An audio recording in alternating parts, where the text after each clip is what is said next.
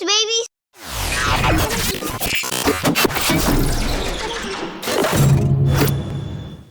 So today we're gonna work on the live paint tool. The basis of this tool is to color like a coloring book. What you need to know is that all your lines and your paths need to be connected before you do this, because other than that it won't work out well.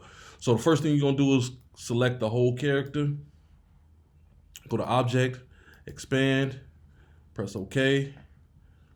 This is gonna lock all my lines together. Go to Object again, go to Live Paint, press Make, and this is going to allow me to color. Now, a lot of people will see the live paint tool here. I personally like to press K on my keyboard, which is the shortcut, and I can color whatever color I want to color in the spaces that are blocked off from each other.